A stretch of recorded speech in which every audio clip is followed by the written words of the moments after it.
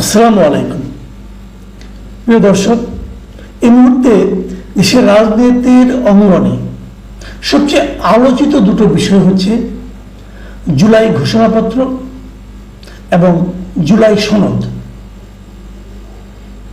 এই দুটো বিষয় আসলে কি বোঝেন কয়জন?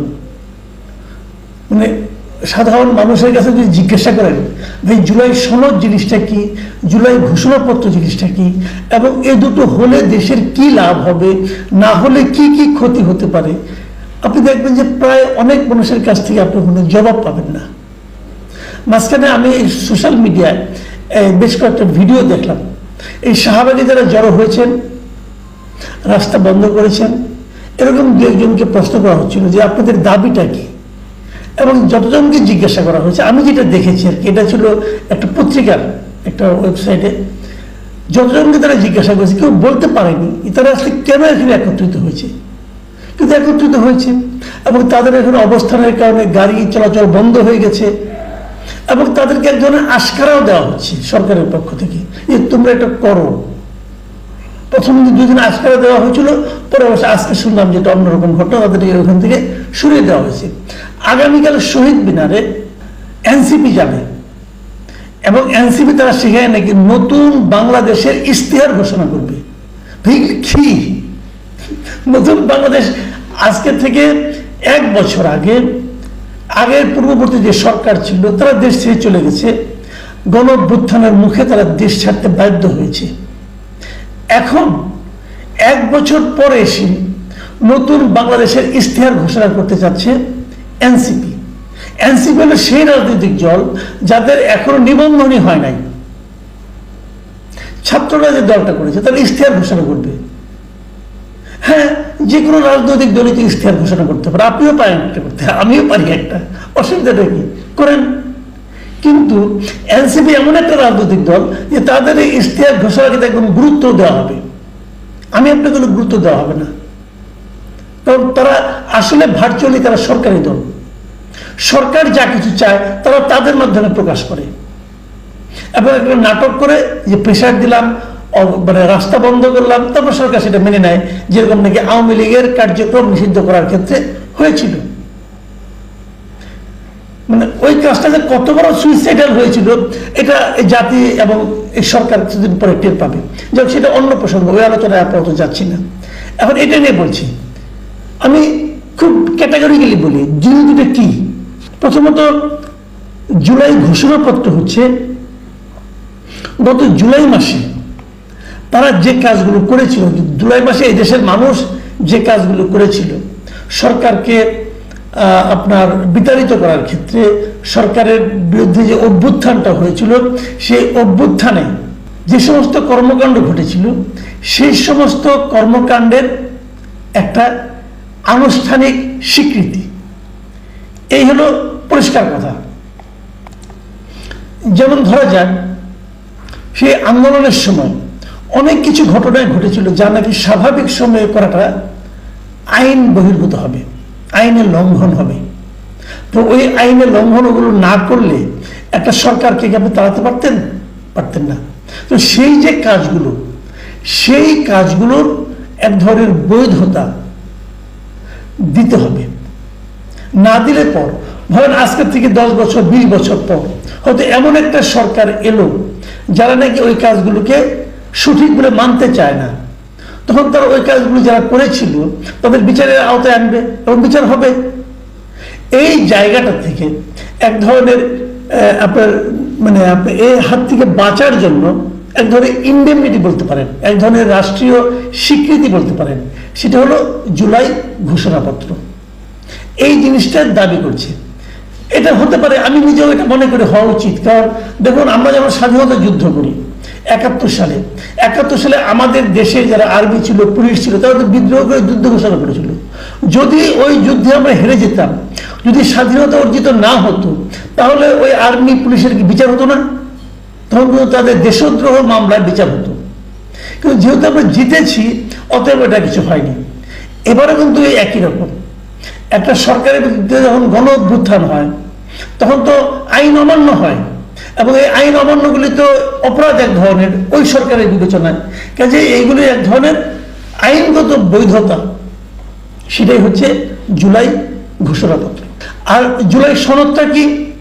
জুলাই সনদ হচ্ছে এই যে গত কিছুদিন ধরে যে সংস্কার কার্যক্রম চলছে, বিভিন্ন দলকে নিয়ে বসতেছে এবং সে বলে তারা ঠিক করতেছে যে কিভাবে দেশকে পরিচালনা করা হবে, কি কি নিয়ম নীতি করা হবে। তারা অনেকগুলি বিষয়ে এর মধ্যে ঐক্যমত্য হয়েছে, প্রায় 12টা বিষয়ে তারা একদম একমত হয়েছে। কিভাবে রাষ্ট্রপতি নির্বাচন করা হবে, কিভাবে ইলেকশন কমিশনার নির্বাচন করা হবে, এই যে বিষয়গুলো, এই বিষয়গুলোকে বলা হচ্ছে জুলাই সনদ। এখন এগুলো ঠিক আছে, এগুলো নিয়ে কোনো আপত্তি নেই। প্রশ্নটা হচ্ছে এই বিষয়গুলোকে নিয়ে এখন এই বিষয়গুলো কিভাবে বাস্তবায়ন করবেন আপনি, এই বাস্তবায়ন নিয়ে প্রশ্ন। এনসিপি এরা দাবি করছে যে জুলাই সনদ, জুলাই অভ্যুত্থান, জুলাই ঘোষণাপত্র এগুলো সংবিধানের মধ্যে ঢোকাতে হবে। মানে নতুন যে সংবিধান হবে সেই সংবিধানের যে প্রস্তাবনা থাকবে সেই প্রস্তাবনায় জুলাই ঘোষণাপত্র সংযুক্ত করতে হবে। বিএনপি বলছে এটা সংবিধানের সংযুক্ত করা বিষয় নয়, এটা সংবিধানের পার্ট না। আমাদের স্বাধীনতার যে সংগ্রাম ছিল 1971 সালের, তারও কিন্তু একটা ঘোষণাপত্র ছিল। তার ওই ঘোষণাপত্র কিন্তু সংবিধানের অংশ হয়নি, বরং সেটা সংবিধানের পেছনে জুড়ে দেওয়া হয়েছে। একটা তফসিল, যেটা আমাদের একটা তফসিল থাকে, কিন্তু অনেকগুলো তফসিল থাকে, সেরকম একটা তফসিল হিসেবে জুড়ে দেওয়া হয়েছে। এবং বিএনপি বলছে জুলাই ঘোষণাপত্রকে সেভাবে জুড়ে দেওয়া যায়, সংবিধানে পার্ট করা যাবে না। এটা নিয়ে বিরোধ, এবং এই বিরোধ মানে এনসিপি অথবা তাদের যে কথাবার্তা শুনছি এতে মনে হচ্ছে না তারা এই বিরোধকে সহজে তারা মিটাবে, তারা এটা সংবিধানের অংশই করতে চাচ্ছে। আচ্ছা, এখন দ্বিতীয় প্রশ্ন হল জুলাই সনদ যেটা হবে সেই সনদটা কিভাবে বাস্তবায়ন হবে, এটা নিয়েও কিন্তু এক ধরনের বিতর্ক আছে। বিএনপি চাচ্ছে যে আগামীতে যখন জাতীয় সংসদ হবে, নতুন যে সরকার আসবে, সেই জাতীয় সংসদের মধ্যে এগুলো নিয়ে আলোচনা হবে এবং তারপর সেগুলো সেখানে বাস্তবায়ন হবে। এটা বিএনপি চায়। হয়তো এখন তারা অঙ্গীকার করে রাখবে সংসদ হয়ে সংসদের এটাকে তারা বাস্তবায়ন করবে, এটা চায়। কিন্তু জামাতে ইসলাম তারা বলছে না, এটা গণভোট কিংবা অধ্যাদেশের মাধ্যমে এই সংস্কারগুলিকে একটা আইনি ভিত্তি দিতে হবে। আর এনসিপি বলছে যদি আপনি গণভোট নাও করতে পারেন তাহলে অন্তত প্রেসিডেন্টের লিগ্যাল ফ্রেমওয়ার্ক অর্ডারের মাধ্যমে এই জুলাই সনদের একটা আইনি ভিত্তি দিতে হবে। মোটামুটি আমি দুটো ধারণা আপনাদেরকে দিলাম। এর মাঝে আবার আগামীকালকে যেটা বলছে যে এনসিপি তারা নতুন বাংলাদেশের ইশতেহার ঘোষণা করবে। ভাই, এখন আমি একটা বেসিক কথা বলি, এই যে ঘোষণা করবেন, হ্যান করবেন, ত্যান করবেন, এগুলোর কার্যকারিতা কি? আপনি ইশতেহার ঘোষণা করলেন, আপনি হবেটা কি? এটাতে আমরা কি করবো? এই ইশতেহার মানে কি? আপনারা কিভাবে দেশটা দেখতে চান, দেশটাকে? যে অনেক সময় দেখবেন আপনার ম্যানিফেস্টো ঘোষণা করে, ওইটাই ইশতেহার। যে এখন ইলেকশন করবেন, ইলেকশনে যদি আপনি জেতেন তাহলে আপনি কি করবেন না করবেন, এটা হলো আপনার একটা নির্বাচনী ইশতেহার। তো ওনারা ইশতেহার ঘোষণা করবেন, ওনারা যদি ক্ষমতায় যান তাহলে করেন।